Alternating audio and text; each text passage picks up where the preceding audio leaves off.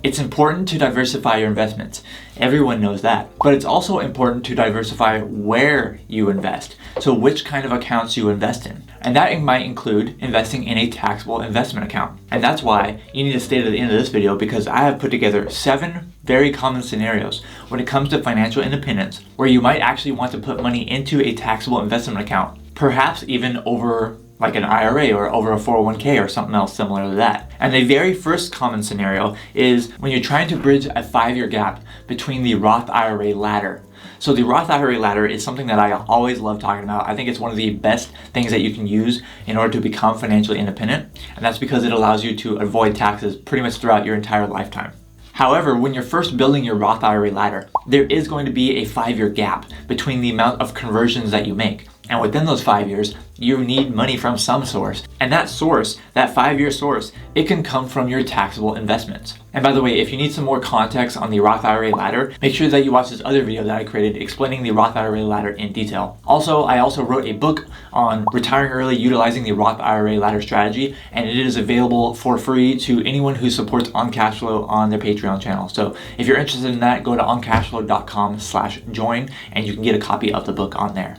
Another common scenario when it comes to financial independence where you might want to use a taxable investment account is when you've already maxed out all of your tax advantaged accounts. So some of us, if you're lucky enough, are making very good income and you're able to put so much money into all of your tax advantaged accounts. But at some point you're going to run out of when you can actually stop contributing to those because you've contributed pretty much your maximum. This might include your 401k. So if you have access to a 401k, then you might be able to do $19,500 into your 401k. Then you're going to have access to an IRA, which you can put up to $6,000. Now keep in mind, these figures are if you're under 50. If you're over 50, you can contribute a little bit more. But $19,500 for your 401k, $6,000 for an IRA, and then if you have access to a HSA, which is a health savings account, then that's an additional $3,600. So that on its own is already, a pretty high annual amount to be contributing to your investments. But some of us can do better than that. If you're in a fortunate situation where you have enough income to where you can contribute more than that, then the next plausible option might be to just put it into a taxable investment account. There can be other options as well, but perhaps maybe if you want to stick with your plan of investing in similar assets, you can just do it within a regular taxable investment account. Another scenario to where you might want to put some money into a taxable investment account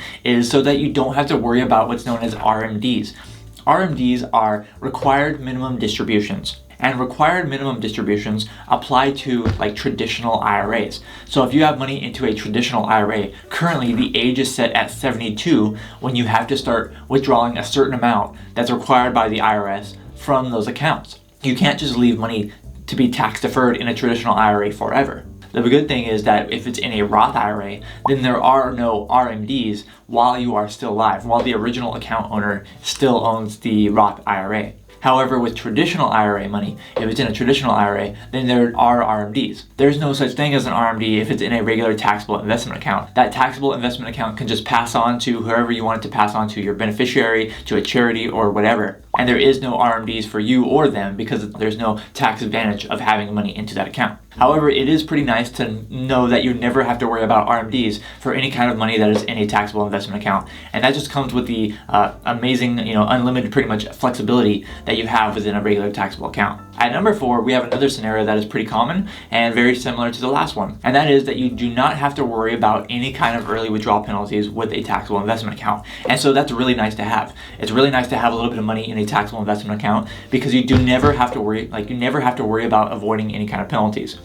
When it comes to early financial independence, a lot of your plan is built around trying to avoid that 10% early penalty for like a traditional IRA or a Roth IRA if you're before the age 59 and a half. And there are plenty of things that you could do in order to avoid that penalty. However, you don't even have to worry about it, or you don't even have to build a plan around anything if you have some money in a taxable investment account, especially if you have a majority of it in your taxable investment account that can get you until you're 59 and a half. Because if you were to not utilize some of these smart strategies, or if they were to somehow go away, then the early withdrawal penalty, if you're financially independent and you're retired early, is 10% before the age of 59 and a half for individual retirement accounts, and it's 20% before age 65 for health savings accounts if you're not using it for qualified medical expenses. However, like I said, there are plenty of ways and plenty of legal strategies that you can use in order to get money out of retirement accounts without facing that 10% penalty.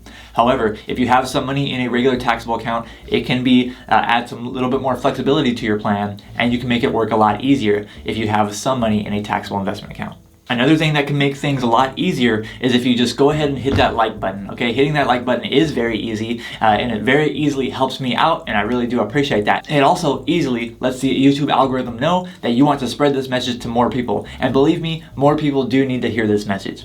So thank you so much for hitting that like button. But moving on to number 5, another really great reason why you might want to invest some money in a taxable investment account is that perhaps down the line you might actually want to invest in something else, maybe other than VTSAX or other than VTI or whatever you're investing in, on Wall Street over there. If you're investing, in that, and maybe in the future you're like, I actually want to put a bunch of money into real estate. I actually want to purchase, like, maybe let's say a large apartment complex or something similar to that, where I want to produce rental income and have something a little bit more stable and something that I can manage.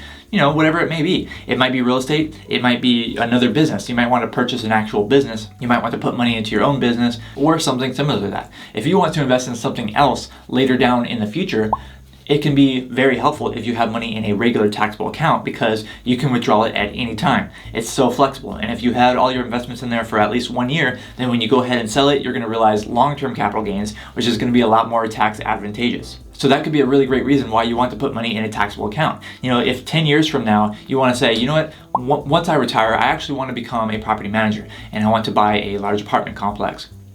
Well, you can take that money from your taxable investment account, you can put it into that property, and perhaps you can make even more money, and it could be a lot more stable, and it could be something that you can do on the side while you're financially independent, while you retire early. So if you want to do something else with your money later on in the future and you want to be able to withdraw like a large sum, then that could be a good reason why you want to utilize a taxable investment account.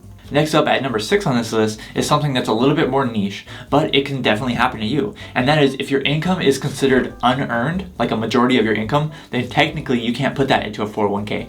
And technically you can't put that into an IRA.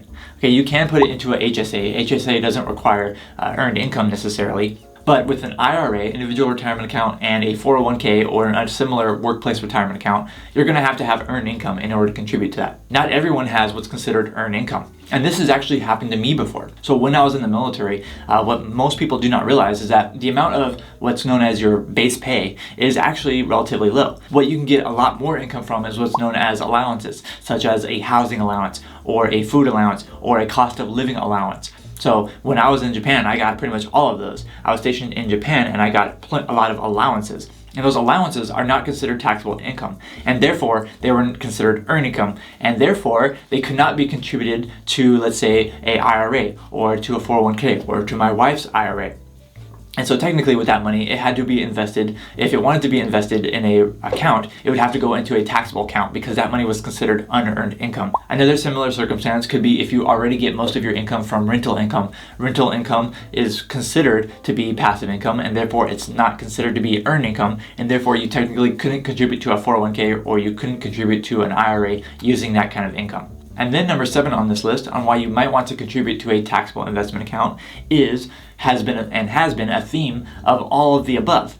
So the biggest theme here you can see is the ultimate flexibility, and that is number 7. Having the ultimate flexibility is sometimes really, really important for many of us. And that's why a taxable investment account, you can pretty much do anything with that money, because that money is not within a tax sheltered account, it's not within a tax deferred account, and it is in a regular account. It is subject to all the taxes, and the investments that you have in there can be tax efficient, but it comes with ultimate flexibility. And so perhaps it might be a good idea for you to put some of your money into a taxable investment account. Another great idea for you is to watch another video that I created. It's a full guide to investing your way to financial independence. And if you haven't watched that video already, you definitely need to watch that video. Thank you so much for watching this video. I'm Zach from OnCashflow.com, and I hope to see you next time.